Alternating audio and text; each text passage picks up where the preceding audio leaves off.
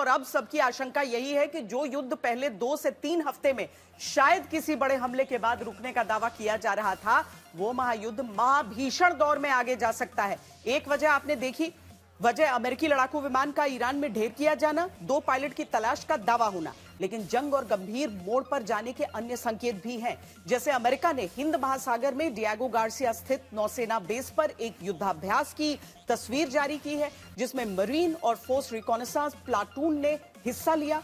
तो क्या खर्ग पर जमीनी हमले की तैयारी है? वहीं इजरायली अखबार का दावा है कि ईरान अमेरिका में बातचीत खत्म हो गई है। तीसरा संकेत यह है कि ईरान ने हमला पिछले 2 दिन में बहुत तेज किया है। चौथा संकेत यह है कि पुल उड़ाने की लिस्ट ईरान ने जारी कर दी है। और 5वां संकेत यह है कि यूएस इंटेलिजेंस के अनुसार ईरान की सैन्य क्षमता पूरी तरीके से खत्म नहीं हुई है।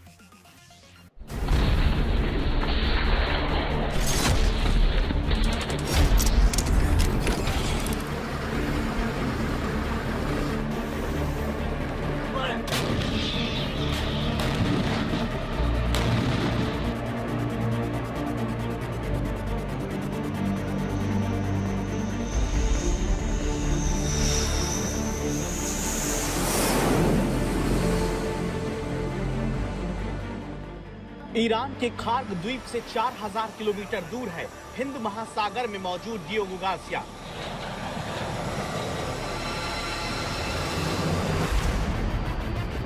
वो सैन्य द्वीप जो अमेरिका के लिए हिंद प्रशांत क्षेत्र में सबसे महत्वपूर्ण और रणनीतिक सैन्य अड्डे के रूप में काम करता है।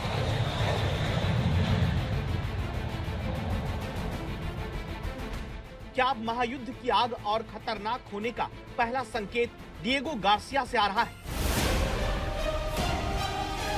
वजह इन 4 तस्वीरों में है, जिसे यूनाइटेड स्टेट्स मरीन कॉर्प्स की तरफ से जारी किया जाता है और लिखा जाता है कि डिएगो गार्सिया में यूएस मरीन कॉर्प्स की तरफ से फोर्स रिकॉन ने युद्धाभ्यास किया है। अमेरिकी नौसेना का दावा है कि एम्फीबियस असॉल्ट यानी जल और जमीन दोनों से जुड़े हमले वाला ये युद्धाभ्यास किया गया। इसी के बाद सवाल आया, क्या इस तस्वीर के साथ संकेत इस बात का है कि ईरान के खार्ग द्वीप पर इसी तरह यूएस मरीन के फोर्स रिकॉन के जवान हमले के लिए उतर सकते हैं? क्योंकि ये ट्रंप ही हैं जो ये कहते आए, हो सकता है हम खार्ग द्वीप ले लें। इसके बाद ट्रंप कह चुके हैं जल्द बड़ा हमला होगा। We're going to hit them extremely hard over the next 2 to 3 weeks. We have all the cards, they have none. बड़ा हमला मतलब क्या? अब अमेरिका ग्राउंड ऑपरेशन की शुरुआत खार्ग द्वीप से कर सकता है। क्या इसीलिए डिएगो गार्सिया में अमेरिकी नौसेना की 31वीं मरीन एक्सपेडिशनरी यूनिट और रिकॉन प्लाटून के कमांडो युद्धाभ्यास करने लगे हैं?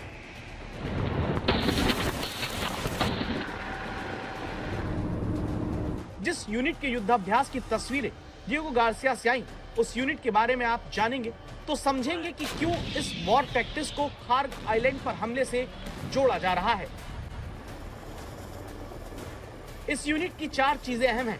अचानक हमला इनका मूल मंत्र है, जहां ये बिना किसी आहट के ही दुश्मन के इलाके में घुसने और जानकारी जुटाने में माहिर होते हैं। दूसरा, गहन टोही होना, यानी खतरा भांपकर दुश्मन की सीमा के काफी अंदर जाकर अटैक करना।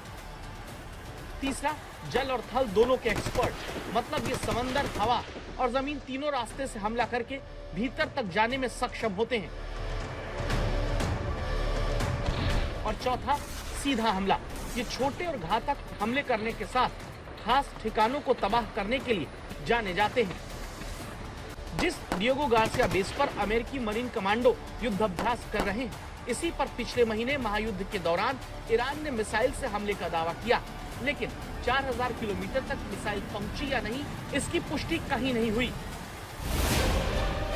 डिएगो गार्सिया बेस पर अमेरिकी मरीन फोर्स का युद्धाभ्यास करना अगर पहला संकेत है, तो महायुद्ध के आगे और गंभीर होने की दूसरी आशंका इजराइल से आई, जहां पर इजरायली न्यूज एजेंसी का दावा है अमेरिका ईरान के बीच फिलहाल अब बातचीत के रास्ते बंद हो गए हैं, लेकिन हमले के रास्ते चौतरफा खुले हुए हैं,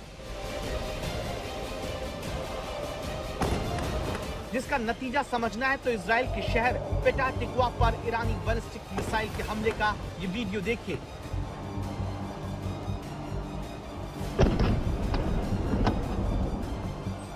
यह हमला किसी सामान्य जगह पर नहीं हुआ। कहां हुआ उसे आप सीधे इसी जगह से रिपोर्ट करते आज तक संवाददाता प्रणय उपाध्याय से सुनिए।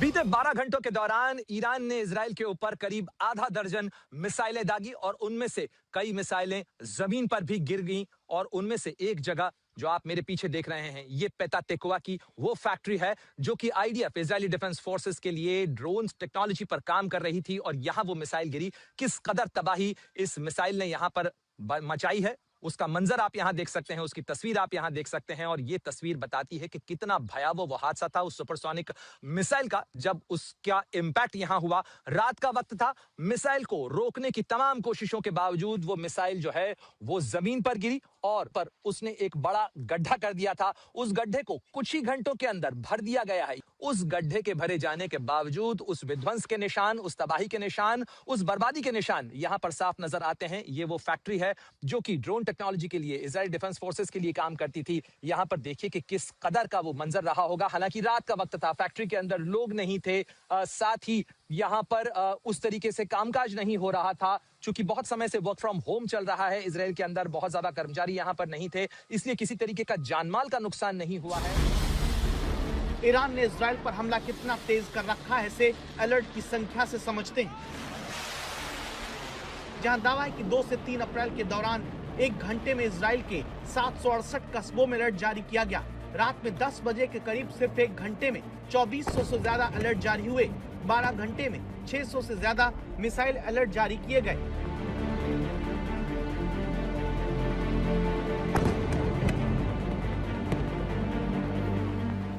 एक तरफ जमीनी युद्ध की लड़ाई का खतरनाक युद्धाभ्यास अमेरिकी मरीन कमांडो कर रहे हैं, दूसरी तरफ ड्रोन टेक्नोलॉजी से जुड़ी इमारत से लेकर इजराइल में दूसरी जगहों पर ईरान का हमला तेज हो रहा है। इस बीच महायुद्ध के महाभीषण रूप में आगे और तेज होने का तीसरा संकेत ईरान की जमीनी तैयारी से मिलने लगा है। ईरान की तरफ से सेना की थल सेना के कमांडर जनरल जहान शाही वीडियो जारी करके कहते हैं ईरान अपने सैनिकों को पाषाण युग में वापस नहीं भेजेगा, बल्कि ईरान वो जगह है जहां आक्रमणकारियों को दफनाया जाता है।